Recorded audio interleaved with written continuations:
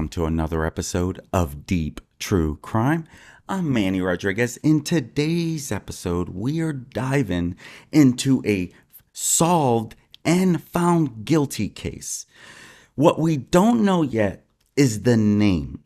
They have only been described as X and Y, a male and a female, teenagers who did the unthinkable to Brianna Ghey. Now, Brianna, young teenager herself, still finding herself, finding her future out, right? Finding her whole life. And then these two brutally ruthless teenagers would do the unthinkable. And here's the thing. A lot of people right out of the gate, because she is a transgender teenager, a lot of them thought it was hate related. Come to find out that these two teenagers kind of had a list. They literally had other boys that they were going to do this to. And when that didn't work out, they turned to the vulnerable young one. The one that they plotted, planned out, and even had notes about. Stay tuned as we cover this case now that they have been found guilty and when their names will be released. Be right back. Don't go anywhere.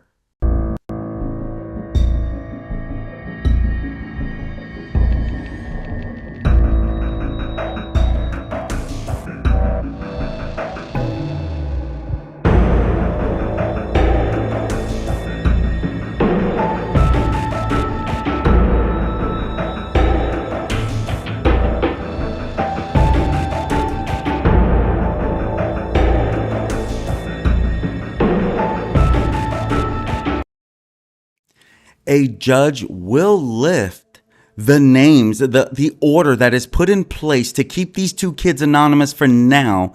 Generally, as adolescents, as young kids, generally their name is kept private for those reasons because they're teenagers. But in this case, the judge did lift the anonymity orders that is protecting the identities of Brianna Ghey's two killers, but it won't be released till next year. But we're going to dive into the heinous text messages that were involved, and we're going to dive into exactly who they were also after. We don't know names, of course. We're going to keep that private. But two teenagers, both now 16 years old, have been found guilty of her murder this past Wednesday following an 18-day trial. The judge said that they will be named when the sentencing takes place on February 2nd at Manchester Crown Court. The bottom line is Brianna did not deserve this. Whatever reasoning that they had, and it looks like it's more heinous, like these kids would have done that again if they didn't get caught. And the girl of the two is the one that planned it, wanted it, did it all, but they were both guilty of this crime. And so, as we're going through this, you got to ask yourself, what about them being teenagers? You see, lawyers for the two teenagers, they opposed the media application to lift those restrictions because they're saying possible ramifications can be in place for everyone around them. They raised concerns over the consequences for their families, including death threats received by girl X's family. Now, again, they're described in this whole thing as Y and girl X. So boy Y and girl X. And so through that, the judge says, no, they believe that the appropriate balance can be achieved by directing that order may be lifted, but placing a delay upon it until the date of sentencing.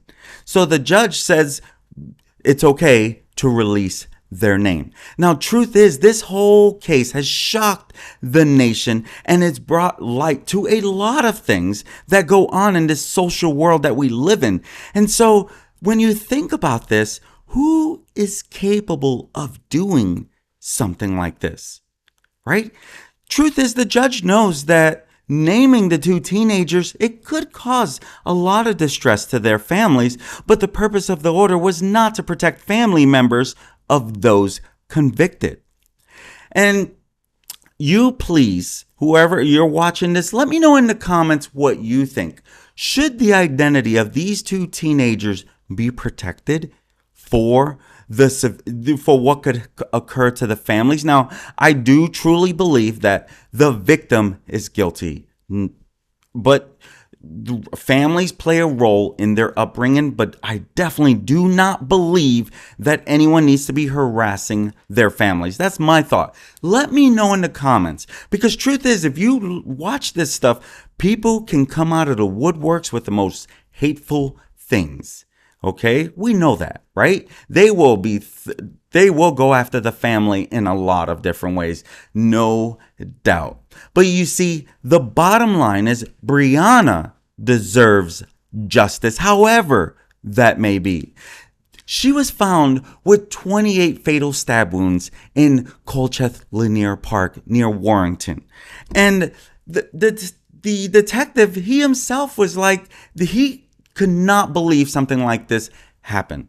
And you can see him in front of the actual linear park, which, looking at the note that we find, they talk about this exact park near Warrington in Cheshire. And this happens on February 11th of this year, 2023, as her attackers were allegedly seen fleeing the scene. If you remember, I covered this story earlier in the year when this occurred, because at that time we really didn't know, but we did know that, there was something, and they had to go and find these persons of interest. We knew they had a boy, they had a girl, and then now we know guilty. And so the girl and the boy, they were 15 years old at that time. Okay, they were 15 years old. They too will not have they still have their life, but it won't be freedom, because the judge has said that they have life sentences coming their way. We will wait to see about that. But Brianna was found with 28 fatal stab wounds. Now, girl X and boy Y, they were 15 at the time of killing, and they were on trial for her murder. And so through this, we see the handwritten note that was found in one of the kids' room. And as you see this note, you can see what it's saying here. This is not, they even name the victim. You see how they're naming the victim in this letter, in this note that was found in one of the kids' room? Okay, so let's read this letter together. Meet someone, and it was probably the person because this is the girl that wrote this. Saturday, February 11, 2023, victim Brianna Ghey. What's the plan? The plan is to meet at Wooden Post 1 p.m. Okay, walk down to library, bus stop. Video is seen of Brianna on her last bus ride, and I'll show you that as well. And wait until Brianna gets off the bus. Then the three of us walk to Linear Park. That's the park I just showed you the sign to. Go to the Piper Tunnel area. I say code word to such and such. He stabs her in the back as I stab her in the stomach. Such and such drags the body into the area. We both cover up the area with log sets. Okay, so I think that says log sets at the end. So you can see that's a plan. That's a motive. That's first degree. Okay, that is literally first degree. And to know that they did what they did to her 28 times. Okay, truth is, no one deserves this. But as we find, they literally, look at some of their messages. Okay, November 7th, 2022. This is before Brianna, right? On a scale of 1 to 10, how much do you want M dead? M is probably, one of the boys that were first being. Okay, we're going to cover this story multiple times because we're going to keep breaking this down. So I would recommend, if you want to continue following this story, that you hit that subscribe button. That way you don't miss, because there's a lot to this case. There's been a lot of coverage in a particular area where this is at, not necessarily all over the US, okay? And boy Y says, I'm not sure why he's a threat, but if he was killed, I wouldn't mind. Girl X. Now, Girl X, she's who I find to be the heinous one. She says, if I do end up killing him, I have a really sharp blade, the same one that Sweeney Todd uses. Sweeney Todd, that was part of a movie that was a while ago. And you can see that she's pretty heinous. Girl X says, I love watching those type of videos. You can see right there. Real ones of the dark web. I've liked this stuff for a while. I finally found a good red room. Not too sure what a red room is. So maybe let me know in the comments if you know. My guess is someone will know. But Boy Y says, just make sure no one finds out. These are some of the text messages. We'll get back to this story. But this is the type of kids, these teenagers, 15 years old. You know, as I dive deeper and deeper into multiple true crime stories, kids, I mean, my gosh, how are we going to stop this? Girl X says, I'm obsessed over someone I know, but don't have feelings for them. Now, this is December 15th, another month later. She's called Brianna. I don't know how to explain. She says right there, I'm obsessed over someone I know, but I don't have feelings for them.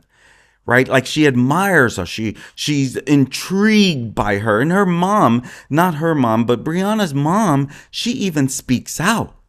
And she says that, why was this girl obsessed with her? Girl X says, she looks like a girl. She sounds like a girl. She's really pretty. Boy Y says, tell me what you feel when you interact with it. Referring to the transgender as the girl as it is how I take that. I don't think you're necessarily in love, but I think you're more curious and intrigued by its unnatural nature. They're 15. They're still figuring life out on their own, are they not? So at 15, if you stop and you think about where you were at 15, you might be like in shock, probably. I don't know. Today, it just seems different than when I was 15. Okay. Now, my mom, she was a lesbian. And whenever, as I would remember when I was like 8, I was probably 8, 9, 10, probably closer to 10. And, I saw her kissing someone I even refer to as aunt, because for some reason I was referring to her, but as her girlfriends as aunts. That I know that wasn't the first time, but it would be the last time because I was getting older, obviously. But it was embarrassing for me as a 10-year-old to see and hear my friends say that. They were making fun of me because my mom was kissing a girl. So maybe now it's a little more, I would say, norm. It's a lot more probably. But I would say as a 10-year-old, I was, but at 15, I was a little more probably open-minded with things. So it started changing. So at 15, where do you think your mindset would have been in today's society as to where you were in that society when you were younger? Let me know in the comments. Would love to hear your feedback on that. But Brianna did not deserve this. Okay, I understand not everyone is accepted. Not everyone doesn't accept me. Everyone doesn't accept. This is just the world we live in.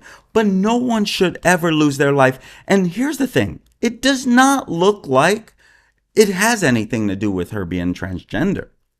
It just looks like that part of her life is what brought attention to her, but she wasn't killed over it. Her mom said that, the detective said that, and it didn't really seem like it was a hate crime because of the simple fact that these kids, this girl, she had some heinous thoughts. For example, you know, I share this part to finish this, but boy, why says, I don't think you're necessarily in love, but I think you're more curious, right?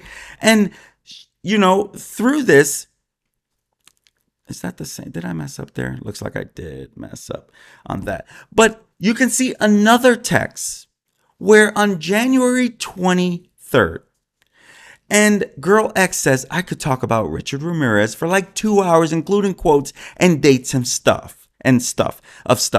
Meaning she's been enamored with this true crime stuff, basically, for a while, since she was younger, maybe. I could remember also when I first got interested, like, the Ted Bundy story was one of the biggest first things that I was like, what in the world, that made me dig deeper into these type of things. Girl X says, I always fake apologies and play the victim. So is that something that had to do with Richard? Well, like, where does that comment come from? I don't really know. But you can see some of these. People already know she is depressed and SHIT, I don't know. So nobody would get sus. I gave her some today that should have been enough to kill her, but she didn't die. They're referring to the white stuff that you put in your nose. I don't know how else you can do that. I've never done that stuff. And that's what they're referring to. They tried to OD her. It didn't work. So my guess is they were probably partying or doing something like that. But you can see that this is some heinous stuff that they were on. And so the court, they heard from Brianna's parents, who's, they couldn't believe that this has happened. They couldn't believe the statements that girl X and boy Y were said, and that they couldn't believe that they were convicted of her murder. Everyone has been in shock over this whole thing. And so you ask, how did this girl, how did she become capable of doing something like that? Well, these type of things attract different people in different ways. Okay? But to the outside world, this girl was a normal teenager. She was raised in a loving environment. That's what we are learning. Her parents, they were very hardworking to try to give her the world. And so photos on social media show that, she had a happy enough childhood. Family days out, loving relationships with her grandparents, her father, a tradesman, and her mother, an education worker. They were together for decades, and they were known by neighbors as such a nice couple. So when Daily Mail did exclusive deep dives into this story, but behind the scenes, we find that a fantasy of being a witch and a thirst for killing led her to conduct one of the most brutal killings Britain has ever seen. And so girl X, as she is known for legal reasons, again, we don't really know who she is. She will be named at her case, at her sentencing. And again, there will be a couple more cases. There will be a couple more videos that I share because there's a lot to this story, and I'm not going to dive into every single piece right now because it'll be hours. And so girl X, she works alongside boy Y. And again, they're both 15 at the time.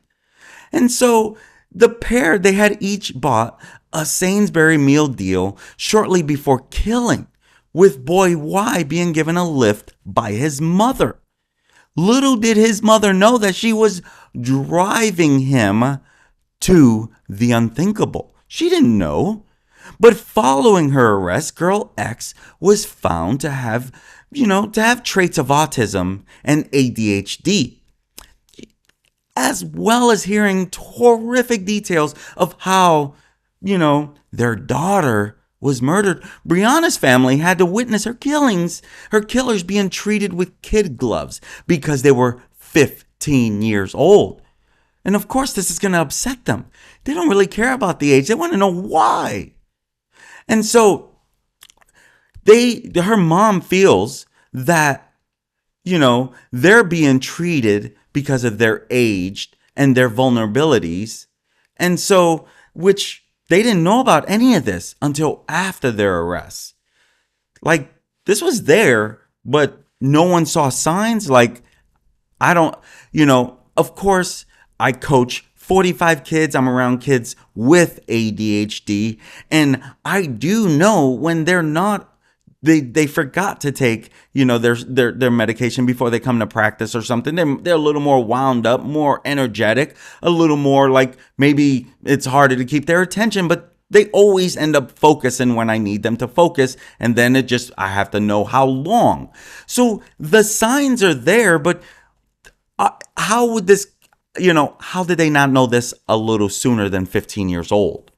And so we hear all these horrific details of what they did to Brianna. And so when the evidence against them was heard, both were given permission to play with the fidget toys to calm their anxiety. Or in the boy's case, he did crossword puzzles or Sudoku puzzles from a book. So that was one of his ways to deal with, his ADHD, to keep him more in it.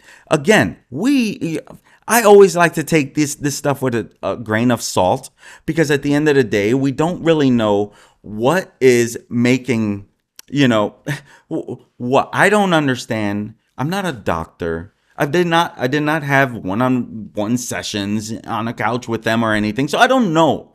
I can only share my opinion on things as a human, as a make-believe detective in some way, sharing with you, the audience. That's all I can do is share, right? But at the end of the day, this should not have happened to Brianna, period. And so now that they have been convicted of Brianna's murder following a 4-week trial, the identities have been protected, but they're facing mandatory jail terms for life. And so, for many who knew the girl, this has been a shock, right? For anyone who knew the family, this has been a shock. Everyone is in shock. But the question is, her killers, how did no one see this beforehand, that this could be coming about? She didn't deserve this, right? We want to know more as to why this happened, but could have, Brianna's body was found face down in the mud in a Cheshire village on February 11th. And outside of that, we don't really know, because I'm going to continue to share, but there's so much to this. Okay? And on December 5th, we see that, this girl, she sends boy Y an advert for an underground site for people who like, RAPE, torture and murder.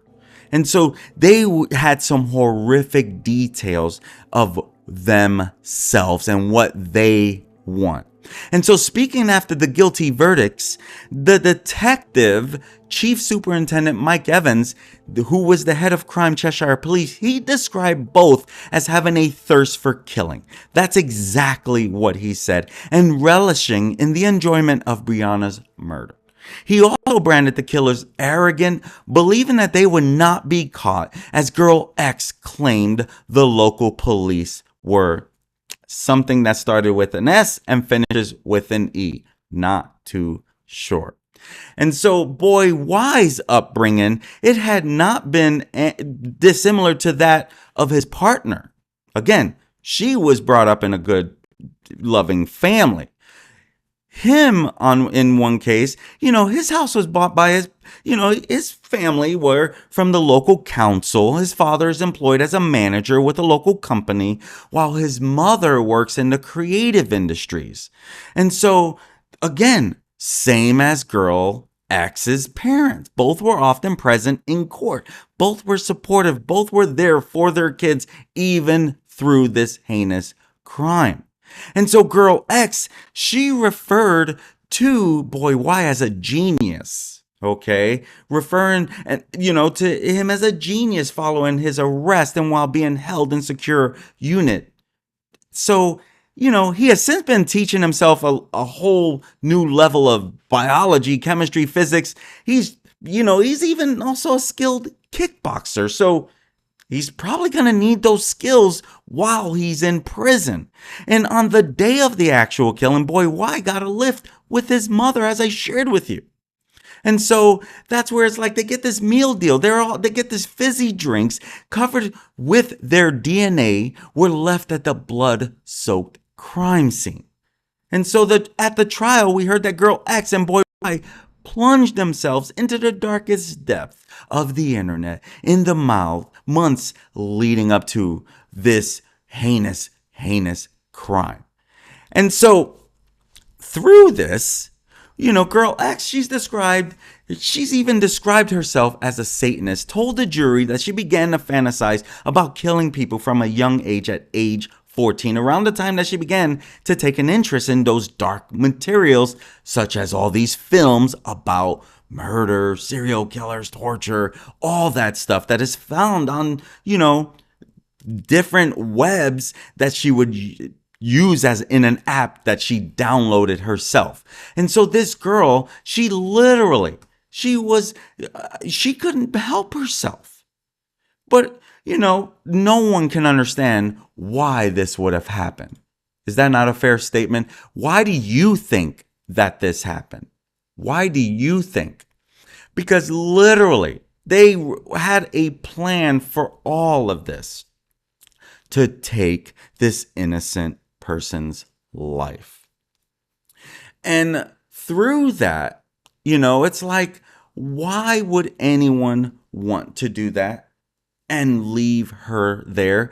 But when you find that she actually, that these two kids actually were thinking this, feeling this way longer than any of us know, well, that's sad, right? But in the days before Brianna was stabbed, one person said that the pair exchanged a string of messages referring to the schoolgirl as you saw in that message I shared with you, right? They did refer to Brianna as it. And so when their first intended target blocked Instagram messages from girl X, the pair are said to have turned their attention to Brianna, as I shared with you. And in his police interview, Boy Y was asked why in messages that he referred to Brianna as it.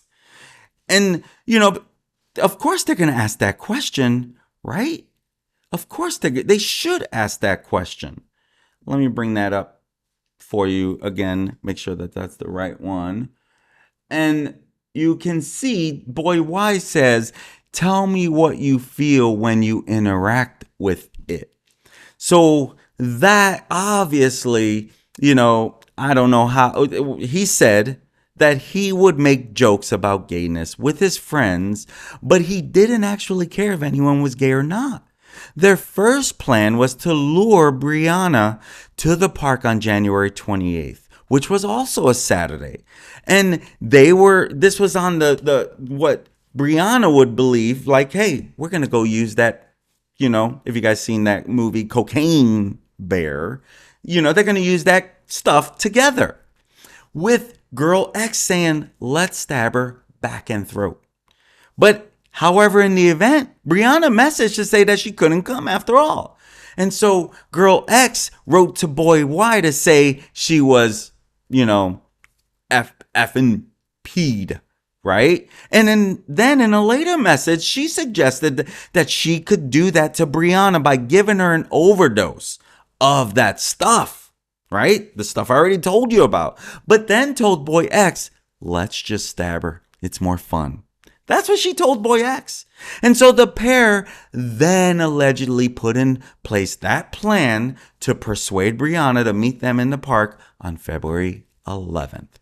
And so after they made these new arrangements to meet Brianna on February 11th on that false pretext of doing that stuff together, that's when jurors would hear that, girl X asked Boy Y about the knife he was bringing. Okay, because yes, there is a knife.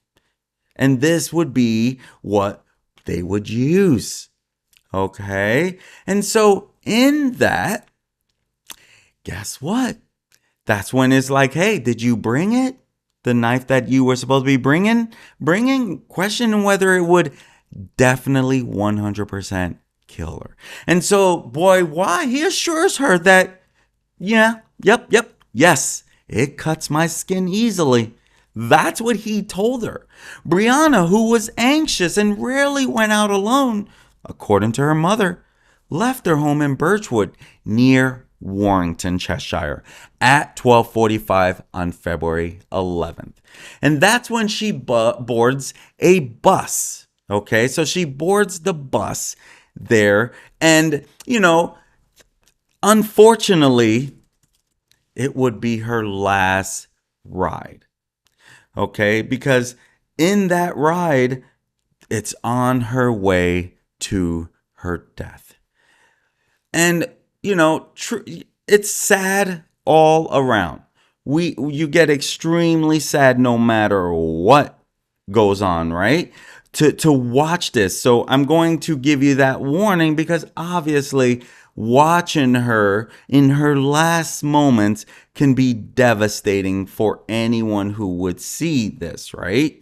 And so through there, let's see here. All right. And you can see her on the bus before her death. And so, the pair, they put it into place. They put the whole plan. And so she boards it. She buys a ticket. You see her pay for it. And this is from Sky News, a video. You can find this video elsewhere. You can find this video. But she's on this bus. And on the bus, little did she know, it's her last moments. Her last moments. Of course, that is heartbreaking beyond itself. Way beyond. And through there, it's like, why would anyone want to do this? I still get, I do this all the time, but it's always like a surreal moment. Like, I know it happens. I'm obviously knowing what I'm reading here, but the fact that it happens and, that people can want to plan, this is not the first time. And unfortunately, probably won't be the last time, will it? Right? And so she gets on the bus on her way there. Again, the girl's already upset because of the last time being rearranged and then her backing out when she's supposed to be going to meet her, right? And so she goes to meet her. And she's on her way to meet her. And so she's on the bus. And so on the journey at around 1:41 p.m., Brianna sent her mother a text. Her mother, Esther, that's her name, Esther Ghey. Guy, I hope I'm pronouncing that right. I might be pronouncing that right. Let's say Guy. It'd probably be Guy. I should have checked that. My apologies to the victim if I'm mispronouncing. Rest in peace, Brianna. I'm sorry that this has happened to you. And so, she sends her mother, Esther, a message reading, I'm on the bus by myself. I'm scared. Her mother replied that it was good. You're okay. She's trying to reassure her you're fine. And so, boy, why? Wearing a dark jacket with the hood up, had meanwhile been dropped off by his mother opposite a Sainsbury's supermarket, and he meets up with girl X. According to CCTV footage, it shows boy Y buying a bottle of Coca-Cola while girl X bought a bottle of Dr. Pepper. And so that's what it would show. Girl X, she set up a fake Snapchat account of a fictional drug dealer. So swapping messages to make it appear that they had arranged to meet. Like that would be her story, right? And so witnesses, they saw Brianna walking towards the linear park with both the boy and the girl.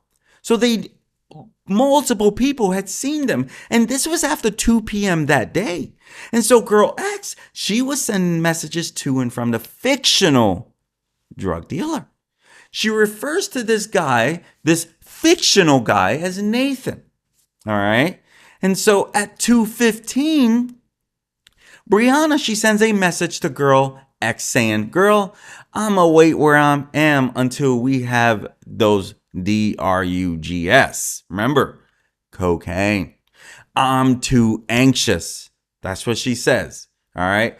I'm not judging anyone. I'm sorry that this was this was part of her life. It is what it is. It's not the first, not the last, obviously, but I don't condone it, and I'm not going to judge her for it though. At the same time, I know, at the end of the day, everyone has their own struggles, and I'm not going to be here. But the bottom line is that did some of this lead to this? Because she obviously associated with the wrong people. Let me know in the comments, because there's a lot to this. We're going to wrap this up here shortly, but make sure you subscribe if you want to continue following this story. Now, they showed in court that Brianna believed that they were indeed meeting up to take these drugs together, but also that it appeared she felt that something might have been off by this whole thing that was going on. Like, why didn't she already have this? Why, just the way the text messages. Well, so at 2:30, she sends a message to a friend saying, girl X is so weird, girl. I think she's pretending to have a dealer. Now, my friends, this was shown in court, right? This is shown in court that this was a text message. She was weirded out by this. She knew that something was off on this. And so she's like, I think she's pretending that she has a dealer. At the end of the day, she associated herself with the wrong people. And that's obvious because these people took her life. Now, these two, girl X, girl Y, they've known each other since they were 11 years old. And here we are 4 years later. They knew each other very, very well. Okay, so they didn't just meet and get to know each other and find that they had this big stuff in common. They knew each other since they were 11. All right. Again, there's a lot to this, so we're going to be wrapping this up, but you're going to want to hit that subscribe button so that you can follow this crazy story, because truth is, if it's one of the things that I do this for is, number one, to be a voice for the victims. Brianna did not deserve this. No matter what you feel or think, she did not deserve to lose her life. And they did not deserve to they did not have the power to do this. I also want to be a voice for you, because this is the world that we live in. Be alert, be aware, be careful who you trust, because you never know who you're trusting, who's behind you.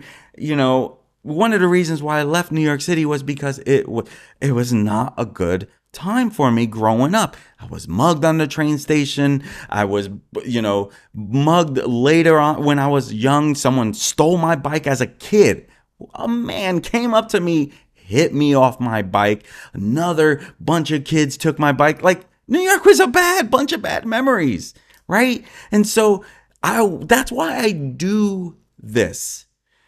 That's, one of the reasons why I'm scared of these type of those chemical crazy drugs, is because of what it did to my family. That's why I try to be a voice for the victims, to be a voice for you, because of what I experienced. Back to the story. This is not about me. And so I just want you to be alert, be aware, be careful. But you can see Brianna had her doubts that something was off. But she didn't go with her gut. She didn't turn away. And as Brianna's mom said, if it wasn't Brianna, they were going to do it to somebody else. This girl was ruthless. She was on her way to some ruthless things. And so, she didn't deserve this. And so at 3:06, after she sends that text, a message was sent from Brianna's phone reading, "Girl, where are you?" And so several seconds later, the Snapchat account records that girl X deleted a chat. So minutes later, a dog walker had come across a bloodied Brianna lying face down in the park as two teenagers ran away. And so they didn't plan this out very well. Of course not. They hadn't done this. They're only 15. They think they're living in a world that we're teenagers. We'll get away with stuff. Well, not this, you won't. So the dog walker, Miss Vise, called 999, which is like our, US 911, at 3:13 p.m. saying somebody had been attacked and that she had seen the attackers run away. And so she told police that a boy and a girl in their teens, she knew right away that they were teenagers, had run away after seeing her. My guess is that the boy and the boy and the girl saw the dog walker because, that might have been why they ran so fast, because they heard someone coming. And so the dog walker told police that she seen him run away after they had seen her. And so the two defendants, then they separate and they go home.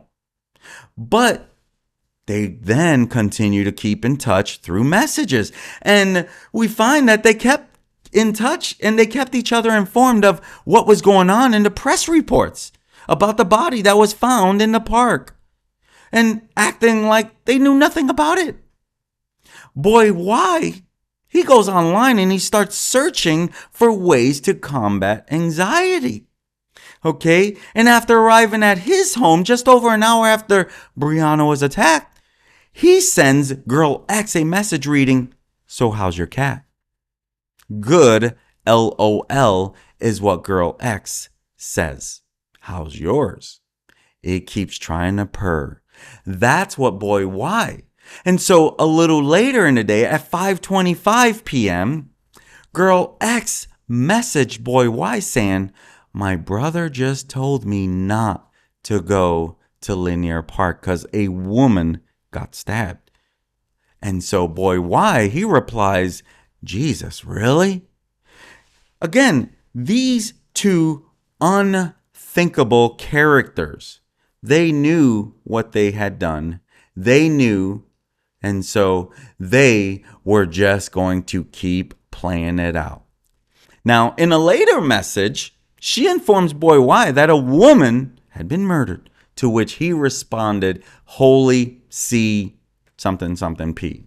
And so that night, a little after 11 p.m., jurors were told about that moment, about later that night, that Girl X sends Boy Y a message reading, "Do you have anxiety about getting caught?" So this is obviously playing in their head so much, right? And it's mind-blowing. But yeah, he replies, "Probably." And Girl X says, "You're not going to get caught. Don't worry. Police are whatever here. SHITTY here." And so, and why did you ditch us for some random man from Manchester? Like, WTF, that is, And so, what's that message? That was Girl X messaging Brianna's phone. Why? To give them their "we were going to meet," and she never shows up. And so, that's an obvious attempt for Girl X to start that false defense, right? When people start looking through her phone because you guys were supposed to meet. And so, unfortunately, for them, multiple witnesses have seen them together, and a witness saw them leaving her body. And so the court, they heard that a postmortem found Brianna had a number of injuries consistent with raising her arms, because those are defensive wounds, because she was trying to defend herself from these two freakazoids. And so, we would find that it was all to defend herself as they were doing what they were setting out to do. They were letting out the plan that they had planned. And, they had their soft drinks there that they left behind, which also had their DNA, which also says they were at that scene. And they literally had proof that they had remained together as they walked away from the park, and was spotted on dash cam footage at 3:15. You okay? Because obviously police are searching everywhere, right? And so as the police are searching, Brianna's mobile phone was found hidden in a drain. And so, of course, they're going to track that even more. And that's when we find out that, everyone is shocked by this. Brianna's death shocks everyone. So jurors were told that girl X's mother had called police after her daughter told her that she had been with Brianna shortly before her death. Okay? And she says that, according to Miss Here, girl X was with her at the time that she called the police and told the police operator that they had been sitting on a bench in the park when Brianna looked at her phone and said she needed to meet some boy. That's what she was told. Literally. Okay. And so she was going to meet some boy, some 17-year-old from Manchester who was going to meet her in his car. And she says Brianna just stormed off and that was the last time she saw her. Girl X then messaged boy Y, repeating the story that she had told police and telling him, make sure story adds up. Okay, these two were guilty as guilty can be. They had their day in court. I can say guilty, right? And so that's when it's like, okay, what else are you going to do, girl X? Well, during that day at 6:25 on February 12th, right? Girl X posts a tribute on Snapchat with a photograph of Brianna eating a chocolate bar, which you've seen that all over, right? And so with that's when she writes a message, right? She writes a message, of course. With it, she's like, through there, I'm like, what? It reads, Brianna was one of the best people I have ever met and such an amazing friend. It's so effing sickening what got done to her. Meanwhile, boy Y was searching on the Crown Prosecution Service website for penalties for supplying or withholding information. My guess is the girl is probably going to get a life sentence, but the boy, because I mean, he might get something. I don't know. I feel like the girl definitely plays the biggest role in this whole thing. Personally, I believe they both should spend the rest of their life in prison, but they're teenagers. Maybe I'm just a little like these teens are gone wild anymore, and maybe that's just that me making that comment. But it gets kind of scary what some of these kids are capable of, and when I see these two 15-year-olds capable of doing something and actually not really showing crazy remorse after the fact. But, this type of stuff, he's like searching the website for what would the penalties be for supplying or withholding information? And so the court heard both defendants were arrested at their homes at about 7:30 on February 12th. So it didn't take long. It didn't take long at all, right? And so, along with the handwritten plan to kill Brianna, another note found in girl X's bedroom: give them alcohol with sleeping pills, slit throat, dismember body, place pieces in bin bags. That's what she was thinking. I didn't put that up here. This is the original note that I shared with you. But after being cautioned, girl X said, me being a suspect, is it cause I'm the last person to see her? That's what she's, writing. Right? Meanwhile, boy Y, who was also cautioned, told arresting officers, I can explain. He later tells police that he had gone to the park with Brianna and girl X, and that at one point he had gone to urinate on a tree. Of course he's lying. He then turned around to see girl X stabbing Brianna.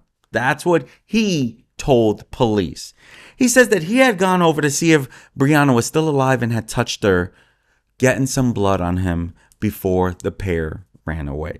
So he's quick to throw his friend under the bus to eliminate himself in this. Okay. But, it's like, all right, that's normal, right? That's what they always do, right? They're your best friend until it's time to save themselves. right?